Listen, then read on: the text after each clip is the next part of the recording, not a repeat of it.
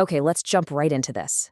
We're going to unpack one of the most famous and, frankly, one of the most baffling visions in all of literature. I'm talking about the beast from the sea in the book of Revelation. It's an image that has captivated and maybe even terrified people for centuries. I mean, just listen to that. 7 heads, 10 horns, crowns on the horns, and names of blasphemy on the heads. The imagery is just so wild and strange, it sounds like it's pulled straight from some ancient mythology. So what in the world are we looking at here? Is this supposed to be some literal sea monster? A future supervillain, maybe? Well, that's the big question we are going to dig into today. Now, the sources we're exploring today put forward a pretty radical idea. They argue that this beast, it isn't an individual person or some creature at all. No. Instead, it's a symbol for a system, a whole collective body of human power that sets itself up against God.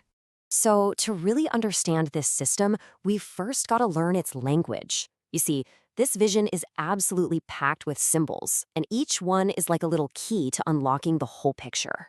Let's start with the heads. Now, the crucial thing to get here is that these aren't literal heads. The sources connect them to mountains mentioned elsewhere in Revelation, which were a well-known symbol for entire kingdoms or big systems of authority. Okay, so what about the horns?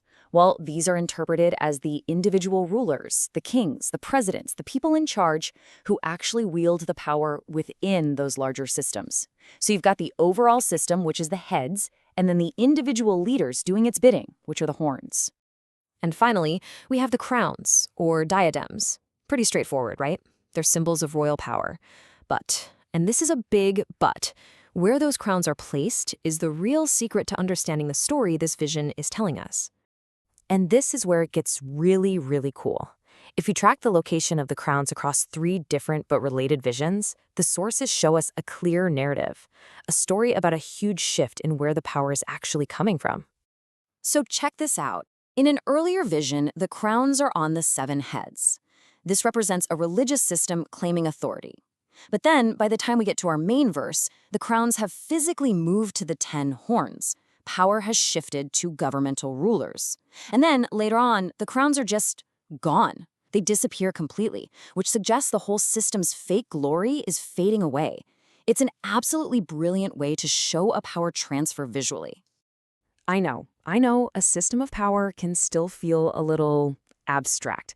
So to make this concept totally crystal clear, the source material gives us this amazing historical analogy. The sources draw a direct line between the beast and the Roman Senate. And when you think about it, it makes so much sense. A Senate isn't one king, right? It's a collective, many heads acting as one single body. The Roman Senate actually legislated blasphemy by declaring the emperor a god, and it issued the legal decrees that persecuted the early Christians. It's a system with lots of parts, but it acts with one unified persecuting voice. There's this powerful line from the source material that just sums it all up perfectly. It draws this contrast between the temporary, man-made authority of a seat versus the eternal, divine authority of a throne. Okay, so we've figured out that the beast is a system. But where does this system actually come from? The vision gives us some really specific clues to investigate. Let's rewind back to that very first verse. The vision says the beast rises out of the sea. Right after the person seeing it stands on the sand of the sea. What could that possibly mean? Well, the sources offer 2 really interesting interpretations that actually work together. First, that phrase, sand of the sea, is a classic Old Testament symbol for the nation of Israel. That suggests the beast comes out of a corrupted religious system. Second, the sea itself is often a symbol for the chaotic, churning masses of all of humanity, suggesting it comes from collective, man-made power in general. But here's the real takeaway. Both of those interpretations point to the exact same conclusion. It doesn't really matter if its origin is a corrupt religious group or a godless political one. The beast represents any human system that steals God's authority and puts itself on the throne. So why does any of this matter to us today? Because, the source argues, this isn't just about ancient Rome. It's about a timeless pattern of behavior that it calls the Senate syntax. You see, this pattern of beastly behavior, this idea of a human council acting with godlike authority, it isn't stuck in the past. The source suggests it's a recurring temptation for any human power structure in any era.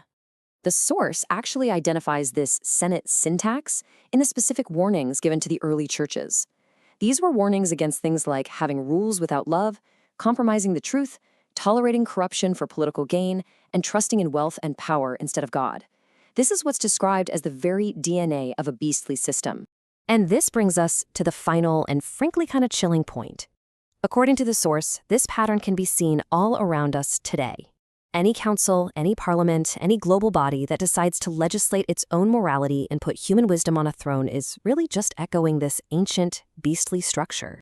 So the ultimate message of this vision, at least as interpreted by these sources, is one of massive contrast and ultimately hope. It's a powerful reminder that while human systems of power rise up and claim authority for themselves, they're always temporary. Their seats, they're destined to fall. But the Lamb's throne, that endures forever.